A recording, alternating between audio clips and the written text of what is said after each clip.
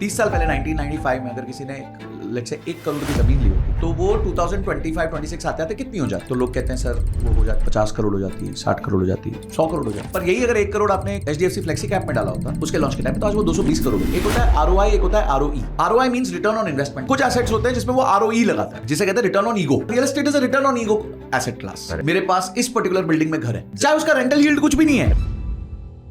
तो लोकेशन देखते समय मुझे ये देखना है कि क्या ये रिप्लेसेबल है या नहीं है, उसके बेसिस पे इसका अप्रिसिएशन डिसाइड होगा। तो आपकी irreplaceable community, irreplaceable location, even a premium property will appreciate. ऐसा नहीं होगा अरे 10 करोड़ की प्रॉपर्टी अप्रिशिएट नहीं करेगी, ज्यादा कर जाएगी। So basically investment point of view से अगर मैं बकेटिंग करूं तो शायद कमर्शियल थोड़ा बेटर है, रेजिडेंशियल थोड़ा कम बेटर है। कमर्शियल का भी बाप है। रियल एस्टेट में क्या होता है, रियल एस्टेट फॉलोज इक्विटी। जैसे इक्विटी भागता है ना तो लोगों को डर लगता है यार इतना पैसा थोड़ी हम शेयर्स में रखेंगे, तो वो निकाल के करते हैं, रियल एस्टेट खरीदते हैं। देखिए पावर ग्रिड का जो इन्वेट है उसका ग्रॉस यील्ड 12.86% है। 95 रुपए का प्राइस है इसका और 10 रुपए का डिविडेंड है, आपको 12% यील्ड दे रहा है। अगले 15 साल में ये सारे इन्वेट्स और रीट्स एक अच्छा परफॉर्मेंस देंगे। मेरा एडवाइस खासकर जेनजीज को, खासकर जो नौकरी कर रहे हैं, if you are drawing anything less than 1.5 lakh रुपए salary per month right now, मुझे ऐसा लगता है real estate should not be your first asset.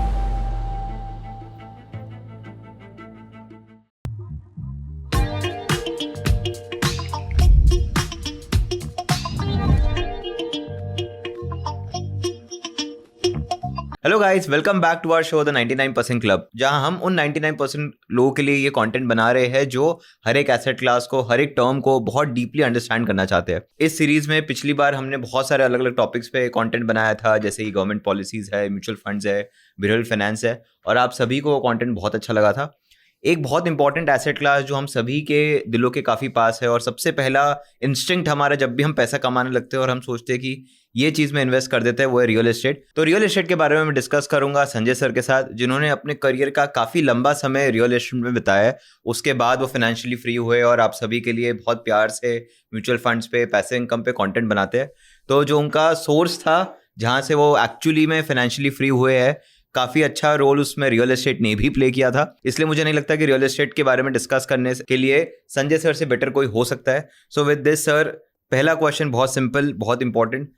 India में क्यों लोग इतना रियल एस्टेट प्रेफर करते हैं? पहले तो मैंने रियल एस्टेट में काम किया है, इन्वेस्ट बहुत कम किया है। देखिए real estate as an asset class, लोगों को क्या है कि इंडिया में ना लोगों को श्योरिटी बहुत पसंद है। India got independent in 1947। Correct. तो उस टाइम पे ना स्कैम्स बहुत होते थे, गलत बहुत होता था लोगों के साथ, पैसा बहुत जो है खराब होता था लोगों का। और अपार्ट फ्रॉम दैट उस टाइम टैक्सेस बहुत ज़्यादा होते थे। तो मतलब इन 1975 जो है टैक्सेस करीबन 70% 80% होते थे at the top bracket. Okay. तो वहाँ से ब्लैक मनी का सर्कुलेशन बहुत चालू हुआ, क्योंकि कोई व्यक्ति अगर 1 लाख रुपए से नीचे कमा रहा था तो 0 टैक्स था, और 1 लाख रुपए के ऊपर आते उसको 30% टैक्स था। तो वो सोचता था मैं 1,01,000 कमाऊंगा तो मैं तो 77,000 पे रह जाऊंगा। तो इस तरीके से वो सोच रहे थे। तो इशू ये हुआ कि लोगों को लगा कि थोड़ा बहुत हम ऊपर नीचे करेंगे, रिपोर्ट नहीं करेंगे, तो कैश को कहाँ डाले? तो 2 ही इंस्ट्रूमेंट बचते थे, एक था गोल्ड, एक था लैंड। तो इसलिए जो है लोगों ने जमीन इकट्ठी करी। अच्छा, दोनों केसेस में क्या होता है कि चीज आपके आंखों के सामने होती है। सोना भी आपकी आंखों के सामने है, लैंड आपकी आंखों के सामने है। तो शुरुआत में जो लोगों ने रियल एस्टेट में इन्वेस्टमेंट करना चालू किया वो था जमीनों में। अब सिटीज एक्सपैंड हुई, पॉपुलेशन बहुत तेजी से बढ़ा। जब हम इंडिपेंडेंट थे आई थिंक हमारी पॉपुलेशन कुछ 40-50 करोड़ थी, आज 150 करोड़ है। तो यानी कि उस टाइम का एक इंडिया, हमने 2 इंडिया और जोड़ दिए। करेक्ट। राइट, उस टाइम 1947 के साथ लैंड साइज उतना ही रहा। तो लैंड साइज उतना ही रहा। Though obviously a lot of cities got developed, सब कुछ हुआ, but concentration of some major places हमेशा से रहा है, जैसे बॉम्बे रहा है, दिल्ली रहा है, मेट्रोज रहे हैं, कुछ मेट्रोज नए नए डेवलप हुए, कुछ आईटी सिटीज डेवलप हुई। तो लोगों को था कि भाई जमीन खरीद लेते, बिकॉज जमीन उस एरिया में स्कार्स होने वाली है। और यही हुआ, लोगों ने जमीनें खरीदी, स्कार्स हुई और उनकी वैल्यू जो है बहुत तेजी से अप्रिशिएट हुई। दूसरा, लोग देखें अगर तो कुछ म्यूचुअल फंड्स ने लैंड से बेटर परफॉर्म किया। तो जैसे मैं एग्जाम्पल देता हूँ कि 30 साल पहले 1995 में अगर किसी ने लेट्स से 1 करोड़ की जमीन ली होती तो वो 2025-26 आते आते कितनी हो जाती? तो लोग कहते हैं सर वो हो जाती 1 करोड़ की शायद 50 करोड़ हो जाती, 60 करोड़ हो जाती, 100 करोड़ हो जाती। पर यही अगर 1 करोड़ आपने एक HDFC फ्लेक्सी कैप में डाला होता उसके लॉन्च के टाइम पे तो आज वो 220 करोड़ होता। ओके, ठीक है। तो बहुत बड़ा गैप क्रिएट होता है। पर इशू क्या है, आप रह नहीं पाते हो एक म्यूचुअल फंड में, क्योंकि वॉलेटिलिटी होती है, डेली होता है, कोई ना कोई स्कैम सुन लेते हो, आप कुछ सुन लेते हो। जमीन में ऐसी हरकतें नहीं होती। तो जमीन में क्योंकि वॉलेटिलिटी बहुत ज्यादा नहीं होती है तो आदमी टिक जाता है 25 साल 30 साल। दूसरा, जमीनों में लोग हमेशा ऐसे कहते थे कि समझो घर में बेटी पैदा हुई तो बोलते थे यार बेटी की शादी के लिए, तो एक है ना लॉन्ग टर्म गोल अटैच कर दिया जाता था जमीन के साथ। और एक मिडिल क्लास परिवार ना एक चीज से डरता है कि यार मेरे पैसे ना कुछ आ जाएगा, मेरा पैसा चला जाएगा, पर मैं पैसा जमीन में डाल दूंगा तो मेरा पैसा फंस जाएगा। तो एक है ना हमारे को फोर्स्ड बिहेवियरल इशू था, तो जो हमारे पे पुश किया गया by investment in real estate. Not a problem because people have made a lot of money from real estate. But अब जो है ना सिनेरियो काफी बदल गया कुछ सालों पे। पिछले 3-4 साल में बहुत तेजी से बूम आया, कई जगह पे अपार्टमेंट प्राइसेस डबल हो गए, ट्रिपल भी हो गए, लैंड प्राइसेस 4-4 गुना हो गए, 5-5 गुना हो गए। बट ये ना पेंटअप वो था, हीट था, क्योंकि 2013 से लेके 2020-21 तक कोई ग्रोथ नहीं हुई है, मेजर ग्रोथ नहीं हुई थी। करेक्ट। तो किसी ने अगर 2013 में एक लोकेशन पे घर लिया होता तो 2025 में जाके उसका वो घर 3 गुना हुआ है या 2 गुना हुआ है, वर्सेस किसी ने 2021-22 में ले लिया, तो वो टाइमिंग का खेल है। वो तो हर जगह चलता है, इक्विटीज में भी चलता है, रियल एस्टेट में भी चलता है। पर रियल एस्टेट एक लॉन्ग टर्म प्ले है, पर उस प्ले को खेलने के लिए आजकल आपको थोड़ा सा, आपके पास अपॉर्चुनिटीज हैं अलग अलग तरीके के, अलग अलग टिकट साइज पे भी आप खेल सकते हैं, जिसके बारे में आज हम चर्चा करेंगे। तो real estate is a good play, obviously inflation hedge है। अब सिंपल सी बात है, जब मैंने रियल एस्टेट ज्वाइन किया था 2008 में एज इन जॉब, तो मुझे याद है कि स्टील का जो भाव होता था ना, तब 25 या 30 रुपए किलो होता था। करेक्ट।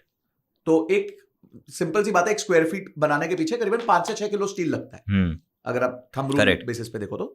आज वही स्टील जो 20-25 रुपए का होता था, आज करीबन वो 70-80 रुपए का हो गया किलो के पीछे, approximately. I mean not know exact rate, because मैं रियल एस्टेट में हूं नहीं। बट आप देखिए इतना बड़ा गैप पिछले 15 साल में, 17 साल में स्टील में आया। सीमेंट में भी ऐसे ही हुआ, एक बोरी जो पहले 150-200 रुपए की होती थी वो 600 रुपए तक चली गई। तो आपकी जो कमोडिटीज है ना वो इन्फ्लेट होती है, जिसकी वजह से replacement cost of that asset becomes very expensive. For example, अगर एक पुरानी 30 साल पुरानी बिल्डिंग है, तो अगर मुझे उसको गिरा के नया बनाना, तो उसकी रिप्लेसमेंट कॉस्ट बहुत ज्यादा है। करेक्ट। शायद तब वो बिल्डिंग 2000 रुपए पर स्क्वायर फीट में बिकी थी, आज वो 2000 रुपए पर स्क्वायर फीट में बन भी नहीं सकती, because the material cost has increase so much, labour cost has increase so much. So over years आपको जो एक तरीके का इन्फ्लेशन हेज मिल जाता है जब आप रियल एस्टेट में इन्वेस्ट करते हैं। करेक्ट। और सर, जब लोग रियल एस्टेट में इन्वेस्ट करते हैं from an individual stand point, कितना ये इमोशनल डिसीजन होता है और कितना ये एक्चुअल में एक फाइनेंशियल डिसीजन होता है, if you look at it? देखिए, that is the irony of this asset class कि people are always very emotional about this asset class. उनका ना वो ओनरशिप ईगो है। मैं 2 तरीके से इसको देखता हूं, एक होता है ROI, एक होता है ROE।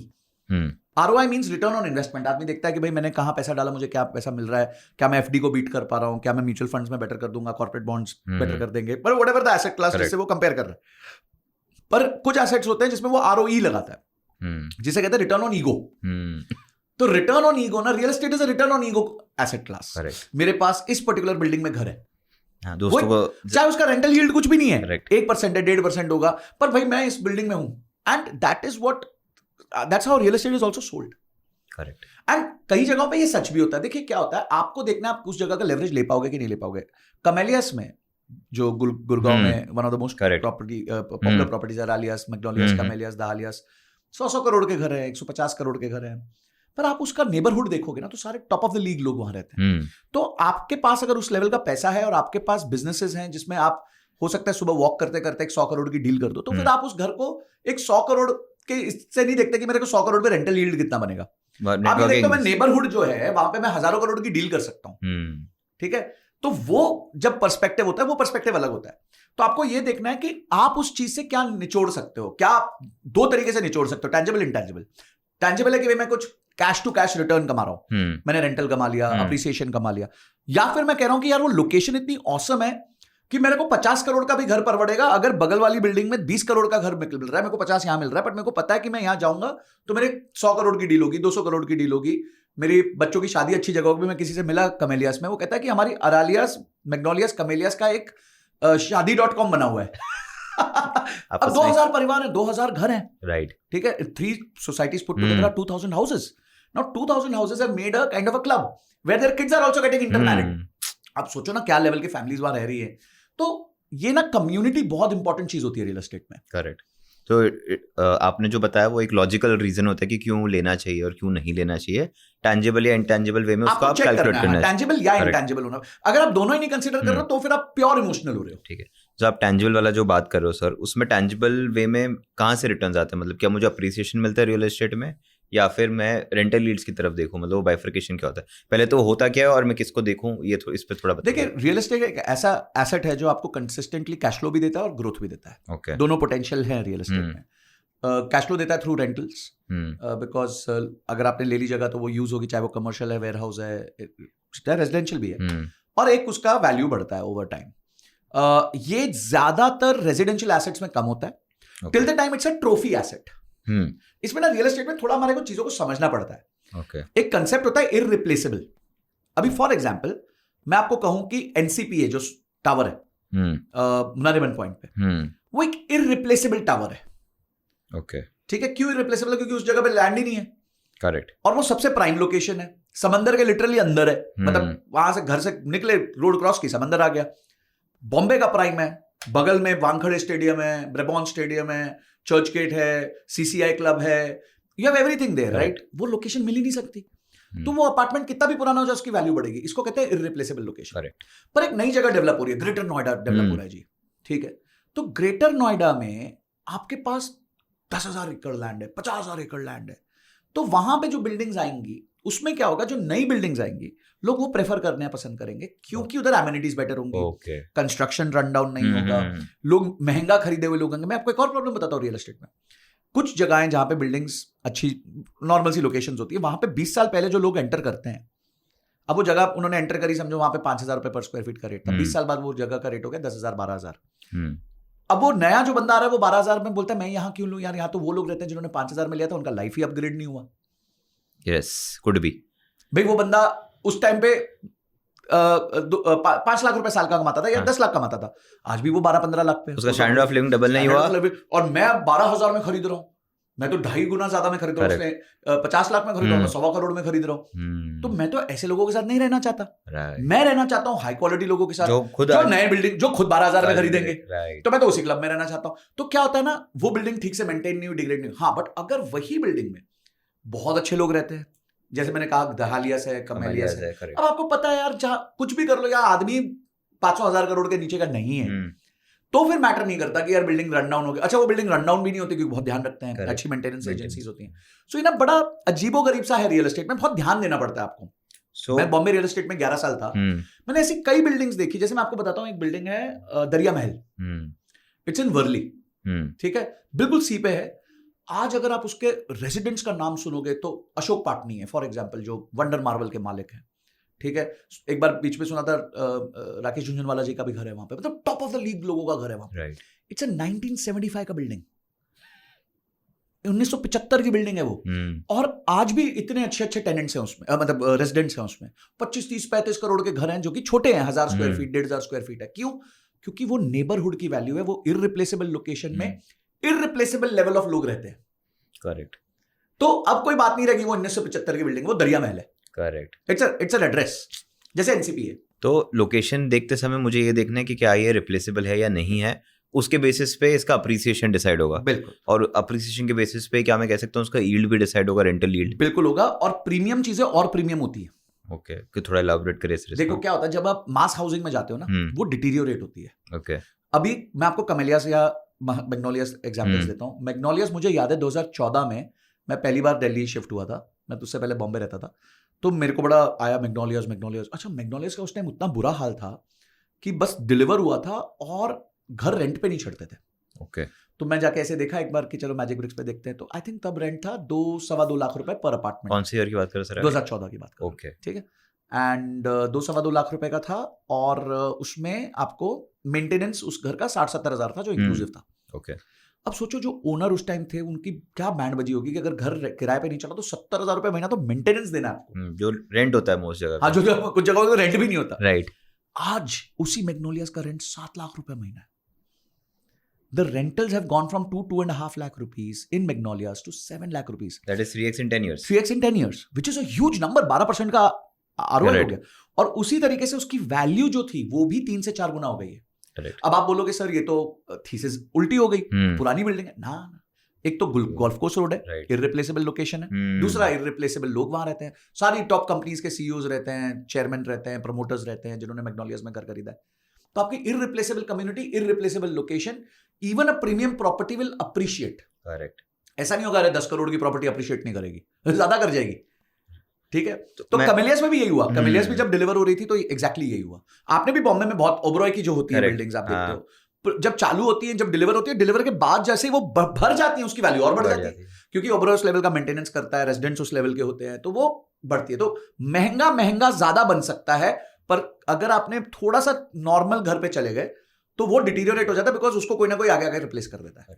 मैं आपसे नेक्स्ट क्वेश्चन पूछने वाला था कि अगर मुझे बकेटिंग करना हो कि रेसिडेंशियल में कितना अप्रिसिएशन होता है, कितना यील्ड होता है एट अ ब्रॉडर स्केल, तो आई थिंक उसका तो कोई आंसर ही नहीं है, क्योंकि वो बहुत डिपेंड करता है बिल्कुल कि वो लोकेशन रिप्लेसेबल है कि अगर नहीं है। आप एक ऐसा घर ले रहे हैं, मैं मतलब थंब रूल देता हूं ऐसे, प्लीज इसको कोई बिल्कुल ही वैसे मत करिएगा कि इसमें एनालिसिस नहीं चाहिए, बट एक ब्रॉड थंब रूल अगर मैं किसी को दूं, तो आज के जमाने में अगर आप 1.5 से 2 करोड़ के नीचे की प्रॉपर्टी ले रहे हो रेजिडेंशियल में, कहीं भी, चाहे बड़े मेट्रोज की बात कर रहा हूं मैं, बॉम्बे हो गया, Delhi, NCR, Noida, even Noida has become very expensive now, तो आप ये मान के चलो कि इसमें आपको बहुत बड़ा अप्रिसिएशन नहीं मिलेगा। ओके, क्योंकि आप मास हाउसिंग की तरफ निकल चुके। Less than 2 CR has become a mass housing level today.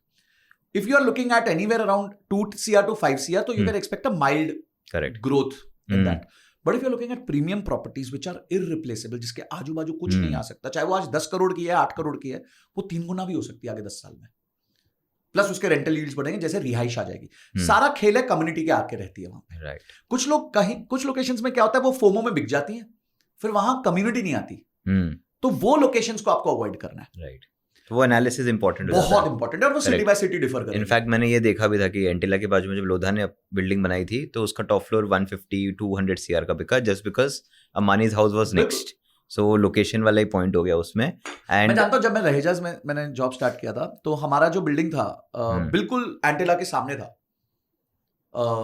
that the building which Rahejas were constructing, absolutely bang opposite Antilla. At that time Antilla बन रहा था, 2008 की बात है, तो मैं जाके देखता था साइट पे, क्योंकि हमारा एक्सेस था उधर जाके, तो वो लोकेशन पे it's an irreplaceable location. Right, वो तब अगर मेरे को लगता है शायद तब 25-30 करोड़ का घर होता था वहां पे, और घर ही 10 थे।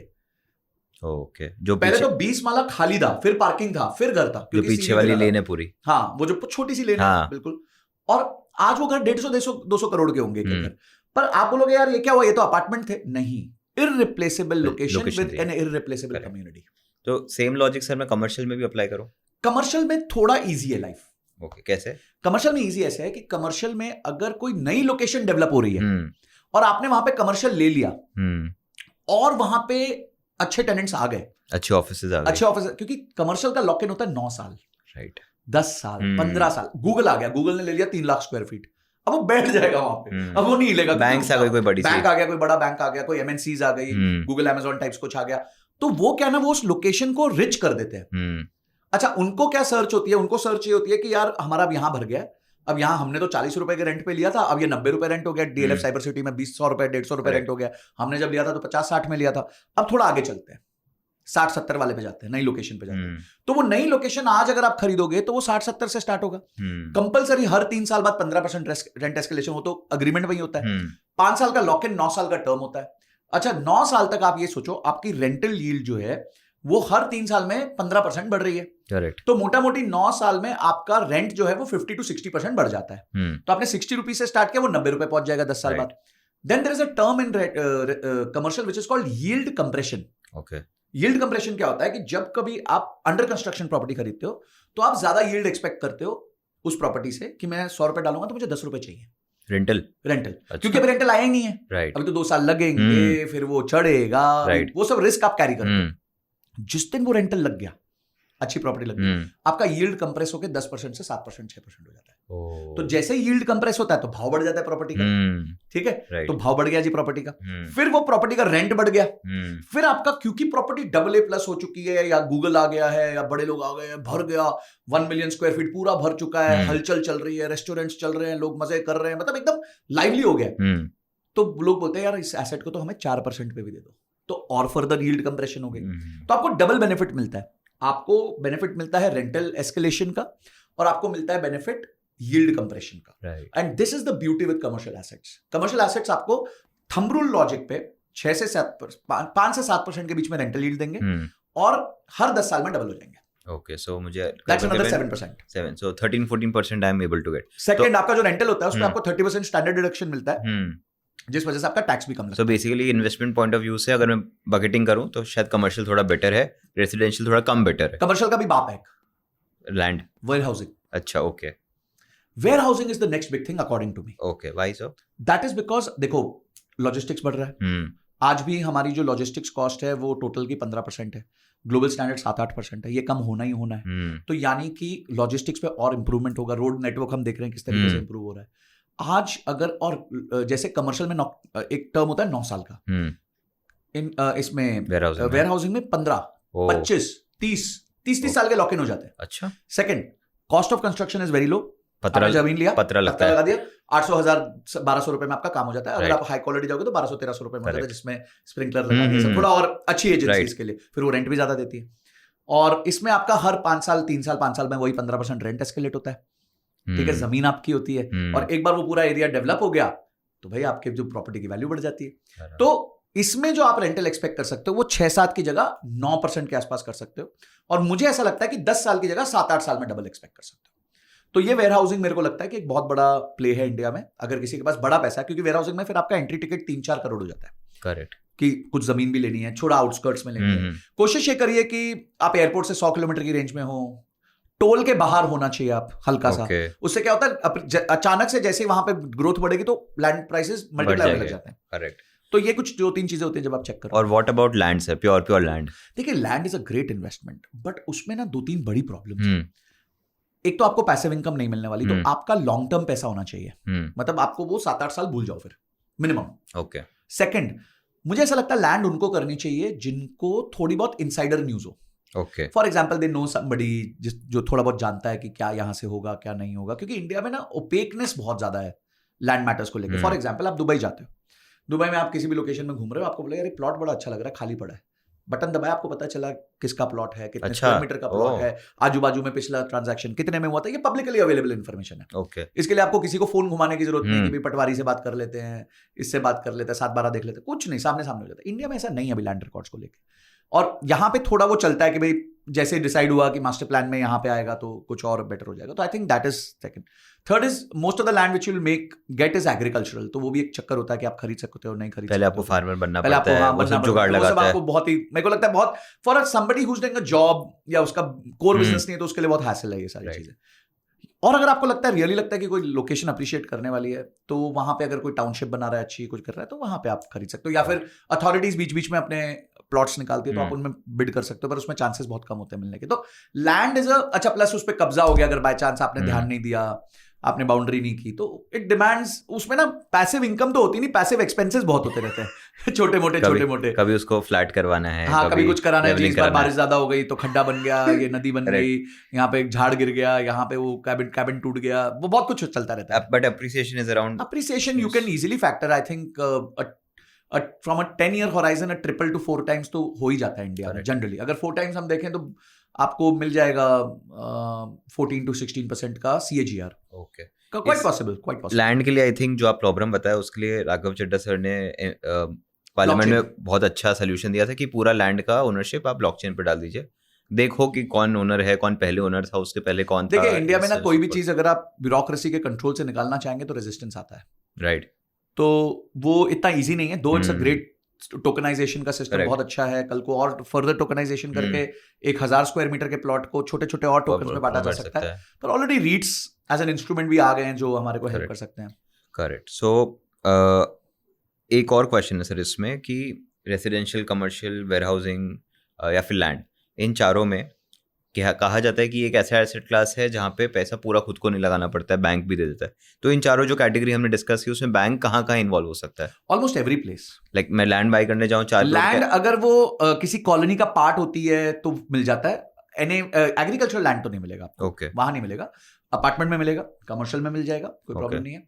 उसके अलावा आपको वेयर हाउसिंग में भी मिल जाएगा. okay. यहाँ सब आपको मिल जाता है. तो पर इसमें मैजिक कहाँ होता है? मैजिक शुरू में नहीं होता. मैजिक होता है 5 साल बाद. okay. जब आपकी वैल्यू लेट से प्रॉपर्टी की 1.5 गुना हो गई, आपका लोन थोड़ा कम हो गया, तो आपके पास है ना एक्सेस आ जाता है. फॉर एग्जाम्पल आपने प्रॉपर्टी 1 करोड़ में खरीदी, वो 1.5 करोड़ की हो गई. आपने उस टाइम 70 लाख का लोन लिया था, वो लोन 55 लाख का रह गया. तो अब 1.5 करोड़ के अगेंस्ट आपके पास 55 लाख का आउटस्टैंडिंग. आपका नेट एसेट बढ़ गया. तो अब आप बोल सकते हो कि भाई मेरे को एक काम करो, एक 50 लाख रुपए और दे दो, और वो 50 लाख आपकी फर्दर इन्वेस्टमेंट का इक्विटी बन सकता है. It's a very dangerous game, highly skilled game. आपके पास बहुत कैश फ्लो होना चाहिए, बैकअप होना चाहिए to play this game. It's like जैसे हम कहते हैं ना, क्रेडिट कार्ड तब यूज करें जब आप उसको डेबिट कार्ड की तरह यूज कर सके. वेरी ठीक है ना? नाइस। तो ये तभी है, तब आप लोन तब लीजिए जब आपको पता हो कि मैं इस लोन को आराम से चुका सकता हूं। मतलब लॉजिकली आपकी कितनी भी ईएमआई हो, आपकी इनकम की 35-40% से ऊपर नहीं होनी चाहिए। राइट। तो अगर आप वो मेंटेन करके अपने डेट को इक्विटी में कन्वर्ट कर सकते हो तो उससे अच्छा तो मैजिक कोई हो ही नहीं सकता। पर सर कोई और एसेट क्लास में इनिशियल इन्वेस्टमेंट करने के लिए या फिर इनिशियली एक्वायर करने के लिए कोई नहीं देता। कोई हाँ, नहीं कोई देता। ऐसा अगर मैं कहूँ कि भाई मेरे को म्यूचुअल फंड लेने हैं तो 1 करोड़ मैं डाल रहा हूँ, 4 करोड़ आप डाल दो, तो बैंक वो नहीं मना मानेगा, करेगा। बैंक मना भले करेगा। मेरे खरीदे के ऊपर मुझे प्लेज हाँ, वो तो करके दे मिल जाता देगा, है, प्लेज पे मिल जाता है। Right, but I think first initial first purchase में कोई नहीं इनिशियल में नहीं देता, मिलता। तो वहां पे आरओआई एक्सपैंड हो जाता है, जैसे आपने कहा बिल्कुल कि ROI expansion तो वो एक होता है। लैंड और रियल That is एस्टेट में assuming advantage that your growth of asset is greater than the hurdle rate जो आपने जिस पे बोरो किया। बोरो किया। देखिए होता क्या है ना, काफी लोग थक जाते हैं। मैं आपको एक सिनेरियो बताता हूँ 2014 का लाइव सिनेरियो है। I used to be in Noida, shifted to a builder in Noida, and उस टाइम क्या था ना, एकदम बहुत बड़ा हाइप था उस टाइम। ठीक है, सब एक्सपेक्ट कर रहे थे Modi ji was supposed to come for the first time, everyone was anticipating कि बहुत तेजी से ग्रोथ होगी, ये होगा वो होगा। एंड 2014 में लोगों ने क्या किया कि जैसे हम कॉल ऑप्शन का प्रीमियम दे देते हैं ना कि भाई I can by the share eight 2000 rupees, तो हमने कॉल ऑप्शन का प्रीमियम दे दिया। तो इस तरीके से लोगों ने 20-20, 25-25 अपार्टमेंट्स, कमर्शियल शॉप्स पे टोकन दे दिया कि भाई 50 लाख की दुकान है, मैंने 1 लाख दे दिया, 2 लाख दे दिया। 1 करोड़ का घर है, मैंने 2 लाख दे दिया, 3 लाख या 10 लाख दे दिया। लोग 10-10 पर्ची हैं, 15 पर्ची हैं, पर they don't have the money to pay the next instalment. And जो सर्कल था वो रुक गया।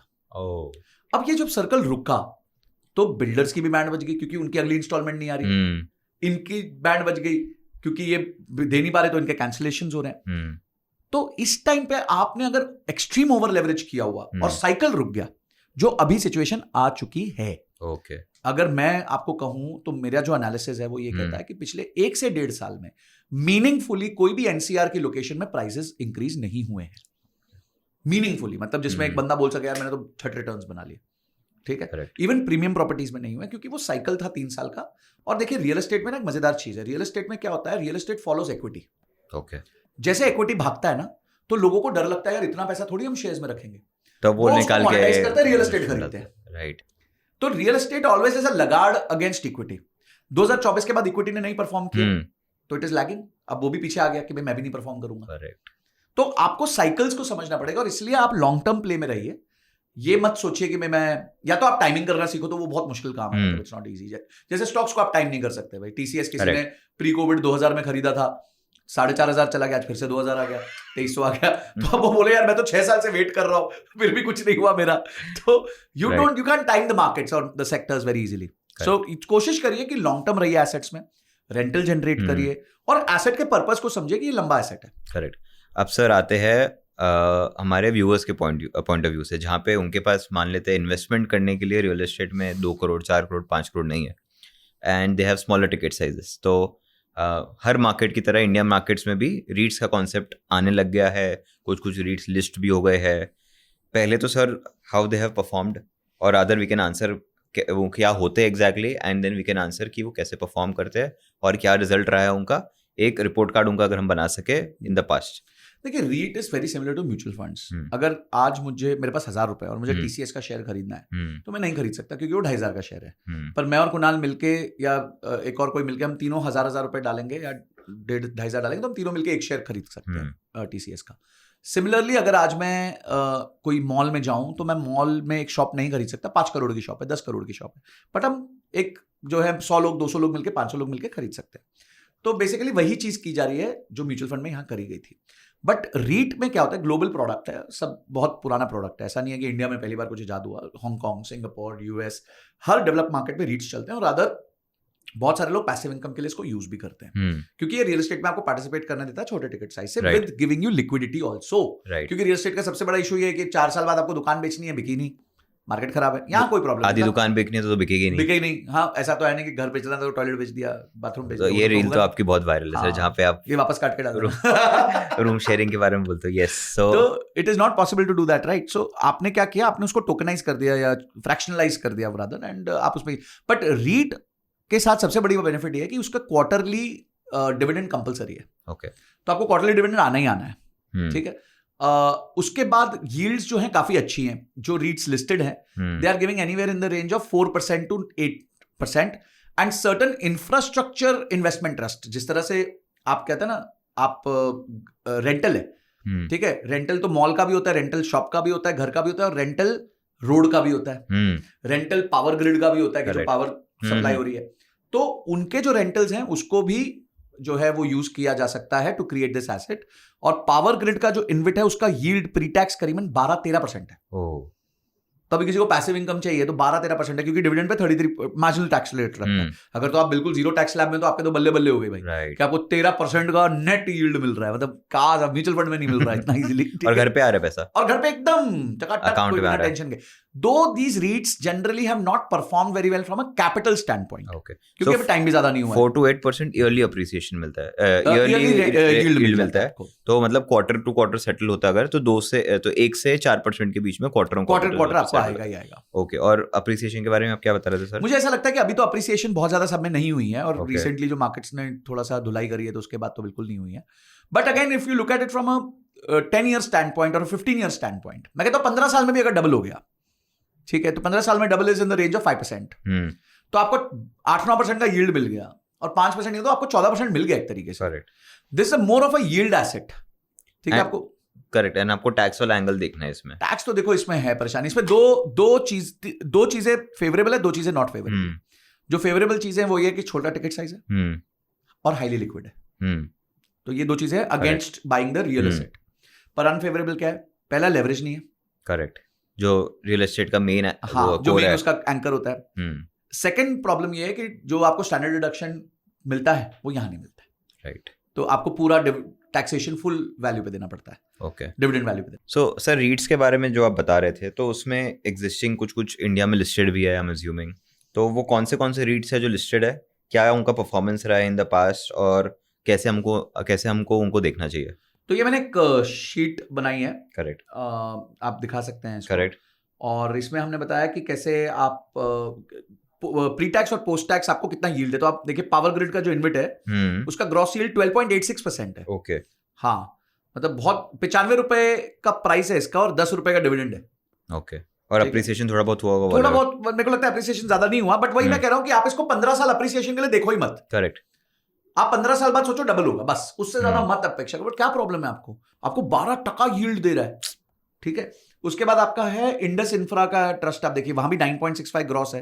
अच्छा, ये अगर आप 30% टैक्स स्लैब में हो तो उसके बाद नेट भी दिखा हुआ है, राइट। तो सोचिए पोस्ट टैक्स आपको पावर ग्रिड में 9.9% मिल रहा है, ठीक है। आप देखिए हर रीट में आपको, Mindspace REIT is the lowest performing, उसमें भी आपको पोस्ट टैक्स 4.54% मिल रहा है, ठीक है। तो आप यहां देख सकते हैं ये सारे 10 में से 8 का तो यहां पे हमने रिजल्ट डाल दिया है। एंड आप देखिए almost everybody has done very well. IRB का ये जो ऊपर के हैं इन्विट्स हैं सारे, इन्विट्स आर इंफ्रास्ट्रक्चर ट्रस्ट बेसिकली, और ये रियल एस्टेट इन्वेस्टमेंट ट्रस्ट हैं। ओके, रीट्स रियल एस्टेट वाले हैं, वो इंफ्रास्ट्रक्चर वाले हैं। और मैं आपको बताऊं, अगर इंडिया को रियली इंफ्रास्ट्रक्चर में फंडिंग को खत्म करना है, फंडिंग की प्रॉब्लम को खत्म करना है, InvIT is the best way to do it. Okay, आप सोचिए एक कंपनी ने 10,000 करोड़ में एक इंफ्रास्ट्रक्चर तैयार किया। अब वो 10,000 करोड़ कहां से आया होगा? 2,000 करोड़ 3,000 करोड़ उनकी जेब से आया होगा, करेक्ट। 7,000 करोड़ 8,000 करोड़ बैंकों से आया होगा। अब बैंकों पे स्ट्रेस है, अगला इंफ्रास्ट्रक्चर प्रोडक्ट डेवलप करना है, इस कंपनी को टोल मिलने वाला है 54-58, मतलब वही 8-10%, वो उसका ब्याज में जाने वाला है। जस्ट इमेजिन आपने वो रोड के टुकड़े टुकड़े करके बेच दिया, मतलब नॉट फिजिकली, मतलब डिजिटली आपने यूनिट्स बना के बेच दिए। अचानक से 10,000 करोड़ की लिक्विडिटी जो घर में हमारे पड़ी हुई थी वो पहुंच गई, अब नई रोड बन जाएगी। तो इन्विट्स तो मेरे हिसाब से गेम चेंजर, इन्विट्स और रीट्स, और इंडिया को बहुत फोकस करना चाहिए, बिकॉज रिटायरल्स के लिए क्या प्रोडक्ट है यार, मजेदार प्रोडक्ट है, इतना अच्छा प्रोडक्ट है, इंडिया ग्रो ही कर रहा है, ठीक है। वैकेंसी लेवल्स जो ये प्रोडक्ट्स हैं उनमें सब में, खासकर जो रियल एस्टेट प्रोडक्ट्स हैं उनमें वैकेंसी लेवल्स 10 से 15% के बीच में चलती है। आपने कहा फॉर एग्जांपल अभी के सिनेरियो में वो लोग टोल टैक्स जो आता है उससे खाली ब्याज भर पाते हैं, तो अगर मान लेते हो टुकड़ों में बढ़ भी गया और हम लोग जैसे लोग इन्वेस्ट कर लिए उसमें थोड़ा थोड़ा, तो सिंस वो ब्याज ही भर पा रहा है अभी, तो मुझे कैसे रिटर्न देगा? देखो इशू क्या था, पहले जब ये आपके वो होते थे बैंक्स होते हैं ना, तो वो लोग थोड़ा ज्यादा इंटरेस्ट चार्ज करते हैं, 10%, 11%, 12%। एक आम इन्वेस्टर ना 7-8% पे भी खुश हो जाता है, 7-8-9%, राइट। तो इसीलिए, और प्लस इतना बड़ा कैपिटलाइज्ड पैसा आपको मिल जाता है ना, उसकी भी तो वैल्यू है। ये लोग वो भी तो सोचते हैं कि आज मेरे को 10,000 करोड़ मिल गए तो मैं 2 प्रोजेक्ट और कर दूंगा, राइट, ठीक है। ये 10,000 करोड़ मेरे को मिल गए तो मेरा प्योर इक्विटी बन गया, तो शायद वो लोग मेरा अप्रिसिएशन भी करवा सकते हैं। हाँ, तो आगे जाके मैं, और देखिए इन्विट का पैसा तो इन्विट में ही आएगा, अब उसी इन्विट से अगला प्रोजेक्ट बनेगा। तो ये तो बहुत ही गजब सर्कुलर मोशन है, मतलब अगले 15 साल में ये सारे इन्विट्स और रीट्स एक अच्छा परफॉर्मेंस देंगे। पर आप इसको एक देखिए, अगर आप इसको शॉर्ट टर्म देख रहे हैं तो अप्रिसिएशन भूल जाइए। आपको 12-13% की यील्ड मिल रही है, मजे करिए, खाइए पिए, ठीक है। और अगर आप जीरो टैक्स वाले में आ जाते हो बाय चांस, आपकी एक्टिव इनकम नहीं है, तो इससे अच्छा क्या मिल सकता है आपको? और नहीं तो लोग कॉर्पोरेट बॉन्ड यूज करते हैं। कॉर्पोरेट बॉन्ड में काफी लोगों को असेस करना नहीं आता कि कॉर्पोरेट बॉन्ड कौन सा चलेगा नहीं चलेगा, कोई इशू हो गया, कुछ नहीं हुआ, क्योंकि पीछे IL&FS, DHFL जैसी कंपनीज भी डब्बा हुई, तो उसमें एक रिस्क रहता है। इसमें क्या रिस्क है कि ठीक है मैंने 100 रुपए की चीज ली थी, वो 90 हो जाएगी ज्यादा से ज्यादा, यही रिस्क है। तो आपने यहाँ पे फिर भी आपको ब्याज मिल रहा है साल का, वो भी क्वार्टरली मिल रहा है। तो I think it's a good instrument for retirees and people who want passive income. Correct sir, एक छोटा सा कंपैरिजन एनालिसिस करना चाहता हूँ मैं आपके साथ, real estate versus all other asset classes.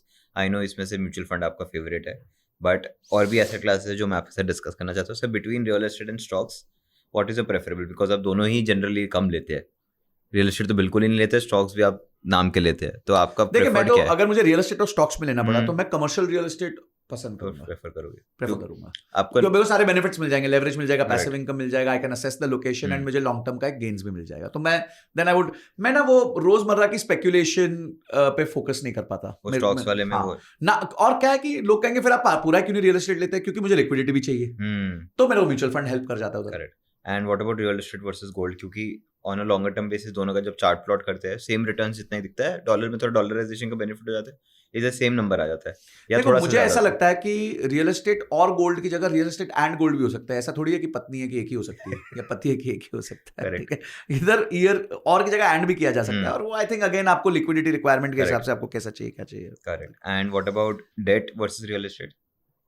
आई थिंक डेट है ना, अभी रियल एस्टेट में आपको बेनिफिट यही है कि अप्रिशिएट होगा, या तो फिर आप इन्वेट्स ले रहे हैं तो आपको 12-13% यील्ड मिल रहा है। पर अगर आपको लॉन्ग टर्म अप्रिसिएशन के साथ साथ चाहिए प्लस बेटर टैक्स रेट चाहिए, फॉर एग्जांपल आप कैप गेन्स रियल एस्टेट में 12.5% है। I think the lowest possible number है ये इंडिया में कोई भी टैक्सेशन में, और कोई सस्ता टैक्स है ही नहीं पूरे देश में। तो अगर वो भी आपको एक बेनिफिट मिला, आपने 15 साल एसेट होल्ड किया और टैक्स सिर्फ 12.5% दिया, वो भी अगर आप रीइन्वेस्ट कर दो तो आपको नहीं देना पड़ेगा। डेट में आप हायर स्लैब में, और डेट पे आप हाई स्लैब में चले जाते हो, पहले दिन आपका ना टैक्स ड्रैग बहुत बड़ा निकल जाता है उसमें। See why are billionaires? Because they are differing their taxes. Simple सी बात है, ठीक है। वो इनकम, अपनी इनकम वो दुनिया में छाती ठोक के दिखाते हैं, मैं तो $1 की सैलरी लेता हूँ, $1 की सैलरी लेता हूँ। अरे तू शेयर्स लेता है बाबा, उसका बताना। ठीक है, वहां वेल्थ बढ़ती जा रही है, कंपाउंडिंग हो रही है, टैक्स देना नहीं पड़ रहा, कंपनी खर्चे बेयर कर लेती है, तो वो कंपनी को बेनिफिट हो जाता है P&L लेवल पे। तो ये ना मिडिल क्लास को ना समझना पड़ेगा कि जो बड़े लोग जाके थोड़ा सा अपना गुणगान करते हैं ना कि अरे देखो अंबानी साहब 15 करोड़ की सैलरी लेते हैं सिर्फ, उनके साल के डिविडेंड्स देख लो आपको कितने जा रहे हैं, कंपलसरी जो जाने ही जाने, क्योंकि अगर वो बाकी शेयर होल्डर्स के लिए जा रहे हैं तो उनके भी जाएंगे। वो 51% से ज्यादा शेयर होल्डर है कंपनी में। अगर वो कहते हैं मैं 1000 करोड़ का डिविडेंड दूंगा तो 500 तो उनके घर ही जाना है। तो so you have to see what how they are generating their money and they are focusing on increasing their net worth, deferring their taxes. This is how they become rich. And sir, अगर real estate मेरे long term asset allocation में कहाँ एक participation बनता है? मतलब अगर मैं मान लेते हैं हाइपोथेटिकली 10 रुपए का एक पोर्टफोलियो बना रहा हूँ, 100 रुपए का एक पोर्टफोलियो बना रहा हूँ, तो रियल एस्टेट कब एंटर करता है उस पोर्टफोलियो में एंड कितने परसेंटेज से एंटर करता है? देखिए, रियल एस्टेट का परसेंटेज अपने आप बड़ा हो जाता है। अगर आप नेट होल्डिंग देखेंगे, अगर उसमें से डेट माइनस कर देंगे तो वो नंबर बदलता है। मेरा एडवाइस खासकर जेनजीज को, खासकर जो नौकरी कर रहे हैं, I am not talking about people who have legacy money और who are doing business making good money, if you are drawing anything less than 1.5 lakh rupees salary per month right now, मुझे ऐसा लगता है real estate should not be your first asset. Okay, what should? Mutual funds हो गया, ETFs हो गया, gold हो गया, वहां आप कर लीजिए एसेट एलोकेशन। रियल एस्टेट को अपना पहला एसेट मत बनाइए अगर आपकी इनकम कम है तो, जिसको मैंने डिफाइन कर दिया। आज के दिन 1 लाख रुपए भी कम ही है, क्योंकि आपको घर खर्चे भी निकालने हैं, क्योंकि वो ना आपकी फ्लेक्सिबिलिटी को कॉम्प्रोमाइज करता है, और in today's day flexibility is the biggest flex. ठीक है, तो आप ये फोकस करो कि भाई आज मैं बॉम्बे में हूँ, मैं कल बैंगलोर जा सकता हूँ, and you know all that things, it's the biggest flex. आपको काफी ज्यादा एडवांटेज हो फ्लेक्सिबिलिटी का। मुझे तो बहुत मजा आता है, एंड टिल मतलब I can really afford real estate today, but and I could have done prior also, but मुझे जो मजा आता है ना ये देख के कि हाँ यार मेरे अकाउंट के अंदर पैसा है, मुझे 1 रुपया चाहिए, 1 करोड़ चाहिए, 1 लाख चाहिए, 10 लाख चाहिए, जो 10 करोड़ चाहिए, on a button I can get it. I think that power मुझे बड़ा मजा आता है। I may be wrong, people have made significant wealth through real estate, no problem, but I believe, और मुझे ऐसा लगता है आपको ना ये भी पता होना चाहिए कि हर एसेट क्लास आपके लिए नहीं होता है। तो मेरे लिए रियल एस्टेट शायद उतना ज्यादा नहीं है। दो मेरे पास ऐसा नहीं है कि मैंने बहुत पहले एक घर खरीदा था, फिर उसको फ्लिप कर दिया, पैसे कमा लिए, मैंने इक्विटी निकाली उसमें से थोड़ी, फिर हमने एक छोटा सा कमर्शियल लिया, लीज कर दिया, उससे हमारे को पैसिव इनकम आती है। तो when you as you see कि मेरे को किस पर्पस के लिए रियल एस्टेट चाहिए। But buying a house and active income से उसको सपोर्ट करना at today's yields very make sense. तो कब लेना चाहिए सर? आई थिंक बहुत सिंपल है, आपके पास एक तो डाउन पेमेंट के पैसे होने चाहिए, और दूसरा आपकी इनकम का टोटल कॉस्ट ऑफ ओनरशिप जो है। अच्छा, लोग क्या करते हैं ना, गलती क्या करते हैं यार, थोड़ा स्ट्रेच करते हैं, EMI 50% दे देंगे, थोड़ा स्ट्रेच कर लो बेटा, थोड़ा स्ट्रेच कर लो, सब लोग यही बोलते हैं। अब आप स्ट्रेच को समझ रहे नहीं, आपने 50% EMI कर ली, उसके बाद आपको वहां पे घर की मेंटेनेंस देनी है। आज कोई भी रीजनेबल सोसाइटी में आपका मेंटेनेंस कितना है, जिस सोसाइटी में आप 40,000 रुपीज पर मंथ। नोएडा की कोई भी सोसाइटी में चले जाओ, 5 से 6 रुपए पर स्क्वायर फीट से नीचे कुछ नहीं है। आपने 1500 स्क्वायर फीट का घर खरीदा, खत्म, आप 10,000 रुपए तो आपको देना ही देना है। फिर आपके मेड एक्सपेंसेस हैं, फिर आपके फिक्स्ड इलेक्ट्रिसिटी कॉस्ट है, ये कौन जोड़ेगा? करेक्ट, ये लोग नहीं फैक्टर करते हैं। That is why you should look at total cost of ownership, और टोटल कॉस्ट ऑफ ओनरशिप को 40% से नीचे रखोगे तो आप कंफर्टेबली अच्छे से रह पाओगे, अपनी बाकी लाइफ के गोल्स के लिए सेव कर पाओगे, एंजॉय कर पाओगे, बाहर जा पाओगे, स्पेंड कर पाओगे, you can live a wholesome life. But अगर आप बोलोगे मेरी EMI में 50% स्ट्रेच मारता हूं, तो पता चला 15-20% और टोटल कॉस्ट ऑफ ओनरशिप में निकल गया, तो आपका तो बाजा बच गया उसके बाद। तो 20% में आपको अपनी पूरी जिंदगी live very compromised and you will not like it, because आपने 25, 26, 27 साल की उम्र में अपने आप को इतना बुरी तरह बांध लिया होगा, and you must have got recently married, आपका मन होगा बाहर घूमने जाने को वाइफ के साथ लेके, हस्बैंड के साथ लेके, you will not feel good about it. In fact sir, in my case, मतलब जो मेंटेनेंस है, आई स्टे ऑन रेंट, तो मेंटेनेंस है वो 40,000 है, तो जो मैं रेंट देता हूँ उसमें से मैं उसको यही सोचता हूँ कि उतने में से 40,000 माइनस हो जाता है, तो उसका नेट रेंट तो कितना कम है। और फिर जब मैं उसके टोटल हाउस के प्राइस से डिवाइड करता हूँ, रेंटल यील्ड्स ऐसा 1.72% आता है। किंग ऑफ कांदीवली वाली फील आती है। एग्जैक्टली, किंग ऑफ लियारी तो नहीं है। तो 1.5-2% का रेंटल यील्ड से भी कम आता है उसका, व्हिच आई फील की very wrong decision from a perspective from him too. मैं वही कह रहा हूँ कि अगर लोग है ना, I don't understand why they buy a house for a passive income. Right, आप घर खरीदो रहने के लिए, आपको लगता है यार ये सोसाइटी है, मेरे लेवल के लोग हैं, अच्छे लोग हैं, आपने 40% का रूल लगा लिया, आप रहो। पर आप सेकेंड टाइम पैसिव इनकम के लिए घर मत लो, then you rather buy land, warehouse, commercial, REIT, then you look at these asset classes. लोग जो ये 10-10 घर का पता नहीं क्या फेटिश है। अच्छा, कुछ लोग कहते हैं चलो मेरे दोनों बच्चों के लिए घर है, चलो वहां तक भी समझ आती है बात कि आपने एक 40 इयर्स के स्पैन में 2 घर बना लिए, एक दोनों बच्चों को दे दिए। उसके बाद क्या, लोग 10-10 घर लेके बैठे, 8-8 घर लेके बैठे, इतना ही पैसा है तो यार रीट में डाल दो, 14% यील्ड तो आएगी आपको यार। Correct. And sir, one last thing, सबसे इंपॉर्टेंट रिस्क फैक्टर्स क्या है जो रियल एस्टेट में, मान लो किसी का मन बन गया है कि जमीन उसको रास आ रही है, ऐसा कहते हैं कि जमीन किसी को ही रास आती है, तो मान लेते उसको रास आ रही है, तो in that case what are some of the risk factors जो उनको कंसिडर करने चाहिए कि हाँ भाई मैं रियल एस्टेट में इन्वेस्ट कर रहा हूँ, तो मुझे 3-4 चीज़ों को तो ध्यान में रखना ही चाहिए। देखिए, जनरली कहा जाता है कि जमीन नजर के नीचे होनी चाहिए, मतलब generally you should be where you are, you should have the land close by, मतलब आपके 2 घंटे के विसिनिटी में आप घूम के जा सको, या फिर आपका कोई बहुत ट्रस्टेड व्यक्ति जा सके उस 2 घंटे की विसिनिटी में, ठीक है। तो ये पहला होना चाहिए, बिकॉज इंडिया में हर जगह लैंड है, हर जगह अप्रिसिएशन है। आप वो कहते हैं ना, if you try to catch all rabbits you will not be able to catch even one, तो try to catch only 1 rabbit, you will be able to catch that, right. ठीक है, फोकस करो, थोड़ा रिसर्च कर लो, समझ लो city कैसे grow कर रही है। सेकंड चीज है, एग्रीकल्चरल लैंड ले रहे हो तो you are entering the zone of highest risk possible, ठीक है। फिर आपको वो सारे काम कराने पड़ेंगे, NA कराना पड़ेगा, बाउंड्री कराना पड़ेगा, सेफ्टी सिक्योरिटी, फार्मर बनना पड़ेगा, हाँ फार्मर भी बनना पड़ सकता है, मतलब बहुत सारी चीजें हो जाएंगी, and I think that's a very dangerous zone. If you are working, आपके पास एक्स्ट्रा पैसा है और आप लैंड को प्ले करना चाहते हो, then you can look at good developers, RERA approved projects, अच्छे से उनकी आप रिसर्च कर लीजिए, आपको सिटी में डेवलपमेंट क्या दिख रही है, क्या हिस्टोरिकल ट्रेंड्स रहे हैं, क्या पॉपुलेशन माइग्रेशन हो रही है, मतलब वो बेसिक जो एक रूल होता है रियल एस्टेट को असेस करने का, वो आप देख लीजिए और कर लीजिए। अगर आपके पास पैसे ज़्यादा हैं, आप अपार्टमेंट लेना चाहते हैं, तो buy a good locality and good neighbourhood, दोनों, मतलब आपका वो इररिप्लेसेबल लोकेशन, इररिप्लेसेबल कम्युनिटी वाला थॉट प्रोसेस होना चाहिए, और वो आपको बड़े बिल्डर ही दे पाते हैं। Correct. If you look at Bombay, it will be Oberoi, Lodha, Rahejas, Hiranandani. If you look at Delhi NCR, it will be DLF, M3M, all these big chaps who are operating there, right? तो आपको वो लोग ही दे पाएंगे, और कोई option ही नहीं होगा आपके पास। करने का। गोदरेज है, मतलब टियर ए डेवलपर्स, सुपर डेवलपर्स, वो ही उस लेवल की कम्युनिटी को अट्रैक्ट कर पाते हैं। उधर आपके अपार्टमेंट की वैल्यू बढ़ जाएगी बिकॉज कम्युनिटी अपलिफ्टिंग होगी, ठीक है। But replace again as I said, irreplaceable location भी होनी चाहिए। अगर आप कोई दूर दराज में अभी कोई हाईवे खुला है, उसमें आजू बाजू में जमीनें खाली पड़ी हैं, तो कुछ नहीं होने वाला। तो फिर आप बड़ा से बड़ा डेवलपर ले लो, कुछ नहीं होने वाला। Correct. And one last thing sir, हर कहानी में हम बहुत बार सुनते हैं कि मेरे दादाजी ने, मेरे पापा ने ये प्लॉट XYZ जगह पे ले लिया था जिसकी वजह से आज हम वेल्दी है। मैंने म्यूचुअल फंड्स और स्टॉक्स में सर ये केसेस कम सुने हैं, रादर ना के बराबर सुने हैं। ऐसा क्यों है? देखो, आप एक झूले पे बैठे हो कभी? बिल्कुल। तो अगर मैं झूले पे आपको बैठा के रख दूं और उसको हिलाऊं ना, तो बैठ ही सकते हो ना। एक दिन बैठ जाओगे, 2 दिन, कोई फर्क ही नहीं पड़ रहा आपको। अब इसी झूले को मैं हिलाना चालू कर दूं तो थोड़ा थोड़ा देर चल जाएगा, पर अगर वो ऐसे जाए तो फिर आप बोलोगे यार उतार दे मेरे को। That's the only difference. Land में वो झूला स्थिर रहता है, मतलब there is no volatility. Deemed there is volatility, but we don't know, but it is not visible. There is no stock market analysing. Ticker नहीं है कि भाई आज DLF का जो मैग्नोलियास है उसका रेट खुला है 52,324 रुपए पर स्क्वायर फीट, और दोपहर के 3:30 बजे तक आते आते वो 52,310 हो गया। फिर तो बाय सेल बटन दबाने लग जाएंगे। हाँ, फिर लोग बाय सेल बटन दबाने लग जाएंगे। तो that is not happening in real estate, which helps you to stay invested in real estate for a little longer. ठीक है, यहां आपको मन बनाना पड़ता है म्यूचुअल फंड में कि मैं नहीं देखूंगा, मतलब you have to make a conscious effort, जो बहुत लोग हमारे देश के निवेशक नहीं कर पाते। इसलिए हमारे यहाँ long term products by government also do very well.